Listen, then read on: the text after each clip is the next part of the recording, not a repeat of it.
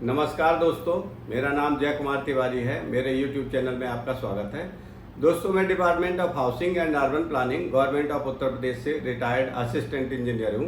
दोस्तों, आज मैं बात करूंगा उन लोगों से जो यमुना एक्सप्रेसवे अथॉरिटी यानी ईडा क्षेत्र में, जिसमें जेवर, टप्पल ये सब क्षेत्र आते हैं, जो दादरी से लेके और आगरा तक फैला हुआ है, उसमें कोई इन्वेस्टमेंट करना चाहते हैं या कोई प्लॉट लेना चाहते हैं या कोई फ्लैट लेना चाहते हैं। इस श्रेणी में आम लोगों को जोड़ते हुए जो कामगार हैं, रोजी रोटी कमाते हैं, अपने छोटी पूंजी वाले लोग हैं, छोटी इनकम वाले लोग हैं, उन लोगों से लेके और बड़े इन्वेस्टमेंट और इंडस्ट्रियलिस्ट तक के लिए योजनाएं आने वाली हैं निकट भविष्य में यमुना डेवलपमेंट अथॉरिटी में। तो इस वीडियो में अंत तक बने रहिएगा। वीडियो के अंत में मैं ये भी बताऊंगा कि ईडा अथॉरिटी निकट भविष्य में कौन से वो 21 गांव हैं जिनकी जमीन अर्जित करने वाली है, उन गांवों का नाम भी मैं आपको सुनाऊंगा। तो इस वीडियो में मैं कुल मिला के 10 पॉइंट डिस्कस करूंगा, जिसमें आने वाली लगभग 6 निवेश योजनाओं के बारे में बात करूंगा।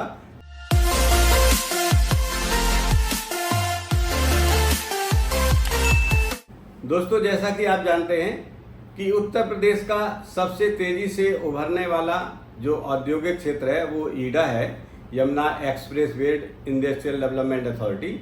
और इसका क्षेत्रफल के हिसाब से अगर आकलन करें तो ये गौतम बुद्ध नगर जिले के दादरी से लेकर और आगरा मथुरा तक फैला हुआ है। इस तरह क्षेत्रफल के हिसाब से ये जो शहर है जिसको ईडा कहते हैं, ये दिल्ली से 2 गुना, गुड़गांव से क्षेत्रफल में लगभग 4 गुना, नोएडा और ग्रेटर नोएडा से अगर इनके फेज 2 भी शामिल कर दिए जाएं तब भी 8 से 10 गुना, और फरीदाबाद से लगभग 16 गुना क्षेत्रफल वाला ये शहर है। इस शहर में निकट भविष्य में बहुत तेजी से विकास की अपार संभावनाएं हैं और निवेश की भी अपार संभावनाएं हैं। ईडा अथॉरिटी अगले 1 या 2 महीने में 6 नई योजनाएं लेके आ रहा है, जहां पर छोटे कामगार से लेकर और बड़े उद्यमियों तक के लिए आवासीय, कॉमर्शियल एवं औद्योगिक भूखंडों के निवेश की योजनाएं शामिल हैं। हर आर्थिक वर्ग के लोगों के लिए यहाँ पर सुविधा और आवासीय सुविधा के साथ भूखंड आवंटित किए जा सकते हैं।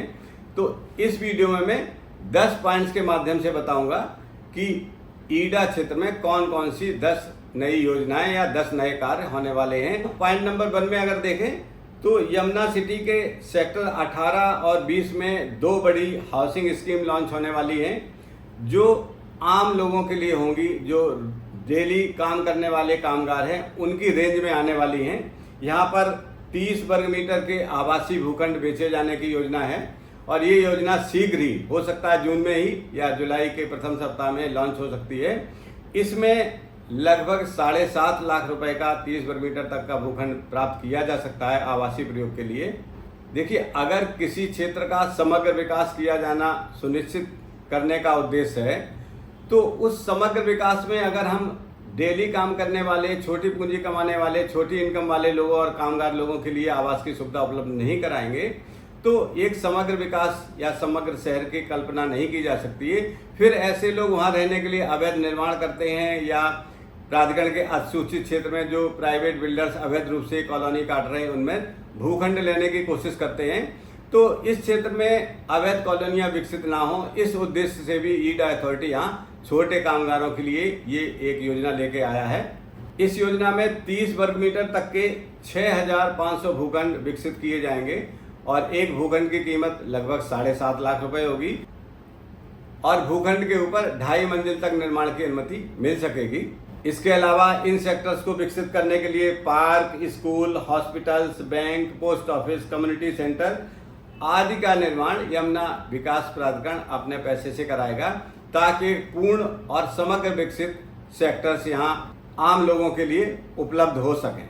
अब पॉइंट नंबर 2 में मैं बात करता हूँ मध्यम और उच्च आय वर्ग के लोगों के लिए कौन सी योजना लॉन्च होने वाली है। ये योजना भी निकट भविष्य में, हो सकता है ये जुलाई या 15 अगस्त के पहले ही लॉन्च हो जाए।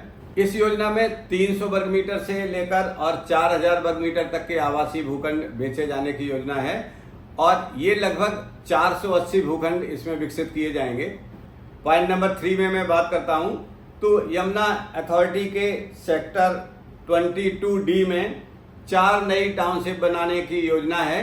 इन टाउनशिप के लिए भी बड़े बड़े भूखंड विकसित कर लिए गए हैं और इसकी योजना भी शीघ्र लॉन्च होने वाली है। अब मैं इसका डिटेल बताता हूँ। एक भूखंड का क्षेत्रफल लगभग 25 एकड़ है। इसी तरह दूसरे भूखंड का क्षेत्रफल लगभग 48 एकड़ है। तीसरे भूखंड का क्षेत्रफल 33.6 एकड़ है और चौथे भूखंड का क्षेत्रफल 55.50 एकड़ है।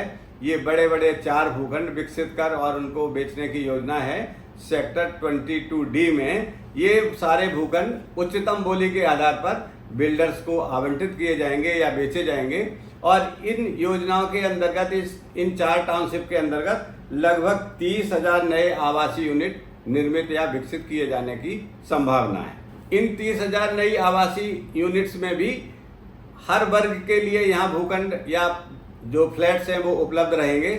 यहाँ छोटे कामगारों के लिए भी उस रेंज के EWS और LIG श्रेणी के भूखंड या फ्लैट विकसित किए जाएंगे या निर्मित किए जाएंगे और मध्यम और उच्च वर्ग के लोगों के लिए भी उसी श्रेणी के भूखंड या फ्लैट्स विकसित या निर्मित किए जाएंगे। दोस्तों, जैसा कि आपको पता है कि नोएडा इंटरनेशनल एयरपोर्ट के आसपास बड़े औद्योगिक हब को बनाने की तैयारी हो रही है। इसके लिए ईडा अथॉरिटी इंटरनेशनल एयरपोर्ट के आसपास छोटे बड़े और मध्यम हर कैटेगरी के उद्योगों के लिए एक औद्योगिक स्कीम भी लॉन्च करने वाला है। यहाँ पर उद्योगों के लिए भूखंड आवंटित किए जाएंगे। ये स्कीम भी शीघ्र लॉन्च होने वाली है। इसी तरह Yamuna expressway industrial development authority अपने क्षेत्र में वृद्धाश्रम, सीनियर सेकेंडरी स्कूल, अस्पताल, नर्सिंग होम और जूनियर स्कूल्स के लिए भी विभिन्न सेक्टर्स में विकसित सेक्टर्स में भूखंड आवंटित करने के लिए भी योजना लॉन्च करने वाली है। तो जो हमारे उद्यमी स्कूल, हॉस्पिटल, नर्सिंग होम या वृद्धाश्रम के लिए निवेश करना चाहते हैं उनके लिए इन सेक्टर्स में विकसित भूखंड उपलब्ध रहेंगे। नेक्स्ट पॉइंट है, इसी तरह यमुना अथॉरिटी कुछ सेक्टर्स में कारपोरेट ऑफिस बनाने के लिए भी भूखंडों की योजना लॉन्च करने वाली है। जो उद्यमी कारपोरेट ऑफिस बनाने के लिए भूखंड लेना चाह रहे हैं निकट भविष्य में उनके लिए भी एक बड़ी योजना आने वाली है। पॉइंट नंबर 7 में मैं बात करूंगा एक बहुत ही महत्वपूर्ण और महत्वाकांक्षी योजना जो माननीय मुख्यमंत्री श्री योगी आदित्यनाथ जी की एक महत्वाकांक्षी योजना है फिल्म सिटी की। फिल्म सिटी के लिए भी भूखंड का कब्जा निकट भविष्य में अगले महीने तक दिया जा सकता है। मैं बताना चाहूंगा कि फिल्म सिटी के लिए कुल लगभग 1000 एकड़ भूमि सुरक्षित की गई है, जिसमें प्रथम चरण में 230 एकड़ जमीन पर विकासकर्ता कंपनी बेब्यू को इसकी भूमि का कब्जा दिया जाना प्रस्तावित है। दोस्तों, इन योजनाओं के साथ साथ मैं अब थोड़ा सा अवैध निर्माण के बारे में भी बात कर लेता हूं। तो ये जो ईडा क्षेत्र है ये बहुत बड़ा क्षेत्र है। दादरी से लेकर आगरा, ग्रेटर नोएडा से लेकर आगरा मथुरा तक फैला हुआ है। तो इतना बड़ा क्षेत्र होने की वजह से इस क्षेत्र में अवैध निर्माण भी काफी तेजी से हो रहे हैं। कई प्राइवेट बिल्डर्स ईडा अथॉरिटी द्वारा असूचित और अर्जित भूमि पर अवैध रूप से प्लॉटिंग करके बेच रहे हैं, जो कि पूर्णता अवैध है और ऐसी कॉलोनियों के विकास पर ईडा अथॉरिटी बहुत सख्त है। इस क्षेत्र में होने वाले अवैध निर्माणों पर ईडा अथॉरिटी द्वारा पिछले कुछ दिनों में लगभग 300 लोगों और बिल्डर्स को नोटिस भेजे जा चुके हैं। इन नोटिस के माध्यम से अब इन अवैध कॉलोनी और अवैध निर्माण को ध्वस्त किए जाने की योजना भी ईडा अथॉरिटी की है, जो अगले 1-2 महीने में कार्यान्वित की जा सकती है। जो बड़े बड़े अवैध निर्माण हैं जिनको नोटिस दिया गया है वो मुख्य रूप से प्राधिकरण द्वारा अधिसूचित मथुरा, आगरा, जहांगीरपुर, जेवर, टप्पल और झांझर तथा दनकौर क्षेत्र में स्थित हैं। इन क्षेत्रों के अलावा भी और अन्य क्षेत्रों में भी छोटे छोटे निर्माण और छोटी छोटी कॉलोनियां विकसित किए जाने का कार्य भी अवैध रूप से प्राइवेट बिल्डर्स या निजी विकासकर्ताओं द्वारा या निजी भूस्वामियों द्वारा किया जा रहा है, जिन पर की रोक लगाई जानी आवश्यक है और ईडा अथॉरिटी इसके लिए बहुत तेजी से कार्रवाई करने वाला है। क्योंकि जब अवैध निर्माण में उसकी जमीन खाली होगी तभी तो ये नई योजनाएं उसमें विकसित की जा सकती हैं। तो अवैध निर्माण की अब कोई गुंजाइश नहीं है। उत्तर प्रदेश सरकार भी इसके लिए सख्त है, ईडा अथॉरिटी ने भी इसके लिए कमर कस ली है।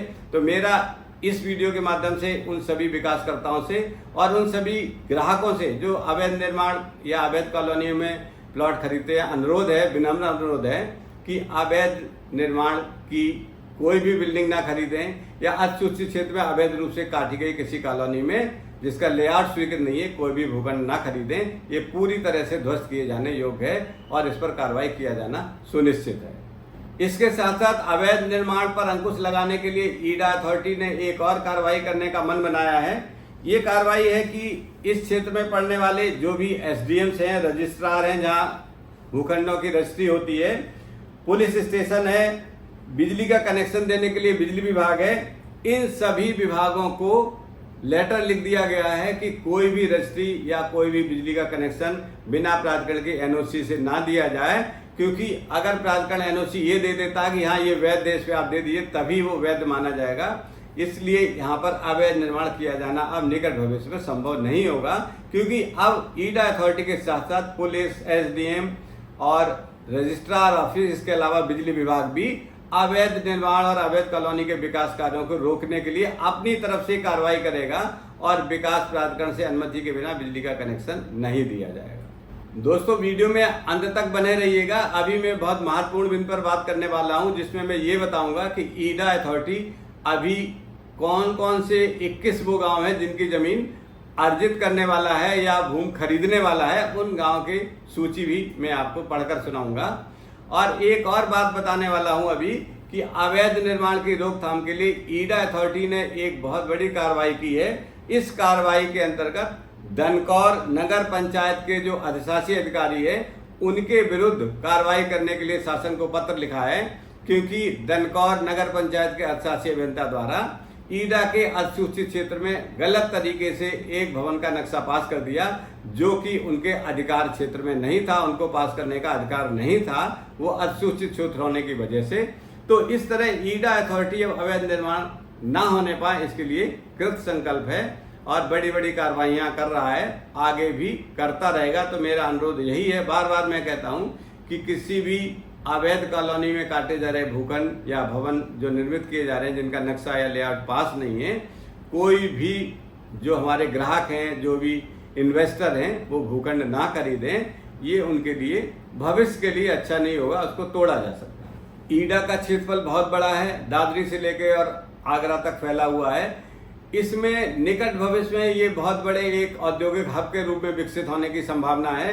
बहुत बड़ा औद्योगिक गलियारा यहाँ बन सकता है, तो यहाँ इन्वेस्टर्स के लिए बहुत स्कोप है। ईडा में अभी तक लगभग 20,000 एकड़ भूमि को विभिन्न औद्योगिक संयंत्रों को विकसित कर बेचा जा चुका है और निकट भविष्य में इन नई लॉन्च होने वाली 6 योजनाओं के अंतर्गत बहुत बड़े क्षेत्र को भी औद्योगिक या आवासीय क्षेत्र के रूप में विकसित कर बिक्री करने का ईडा का प्रयोजन है और इसके लिए स्कीम निकट भविष्य में आपके सामने आ सकती है, लॉन्च हो सकती है। अब मैं बात करूंगा कि ईडा अथॉरिटी वो कौन कौन से 21 गांव हैं जिनकी जमीन खरीदने वाला है निकट भविष्य में, और इस जमीन पर सेक्टर 21, 28, 32, 33, 29, 22E, 12D, 10 इस तरह के जो सेक्टर्स हैं, ये सारे सेक्टर्स यहाँ पर विकसित किए जाएंगे। इन सेक्टर्स को विकसित करने के लिए जिन 21 गांव की जमीन ईडा अथॉरिटी खरीदने वाला है, उन गांव का नाम मैं आपको पढ़कर सुनाता हूं। ये गांव हैं कैलाशपुर, भनौता, भोला रावल, बैदपुरा, खोदना कला, लड़पुरा, खेड़ी, पौवारी, अटाई, मुरादपुर, दादूपुर, सुनपुरा, तिलपता, नामौली, अच्छेजा, औरंगाबाद, खटाना, धीरखेड़ा, चक्रसेनपुर, गुलावटी, जारचा, बैरंगपुर, इन सब गांवों को शामिल किया गया है जहां पर ये सेक्टर्स विकसित किए जाएंगे। इनकी जमीन निकट भविष्य में ईडा अथॉरिटी किसानों से खरीद सकता है। दोस्तों, ईडा के संबंध में इन महत्वपूर्ण योजनाओं की जानकारी के साथ ही ये वीडियो यहीं समाप्त होता है। अगले वीडियो में मैं बात करूंगा कि मथुरा वृंदावन विकास प्राधिकरण अगले महीने तक कौन कौन सी 2 बड़ी योजनाएं लाने वाला है, जहां पर आप इन्वेस्टमेंट के लिए आवासीय या कॉमर्शियल भूखंड खरीद सकते हैं। ये बहुत प्रतीक्षित योजना है, दोनों योजनाएं हैं, काफ़ी दिनों से इनकी प्रतीक्षा हो रही है। अब इनका रेरा में रजिस्ट्रेशन हो गया है और जल्दी ही मथुरा वृंदावन विकास प्राधिकरण इन योजनाओं को लॉन्च करने वाला है। इस सूचना के साथ ये वीडियो यहीं समाप्त होता है। आशा करता हूँ ये वीडियो आपको पसंद आया होगा। अगर आपको लगता है ये वीडियो जन सामान्य के लिए उपयोगी है, तो मेरा आपसे अनुरोध है, इसको लाइक करें, शेयर करें और मेरे चैनल को सब्सक्राइब अवश्य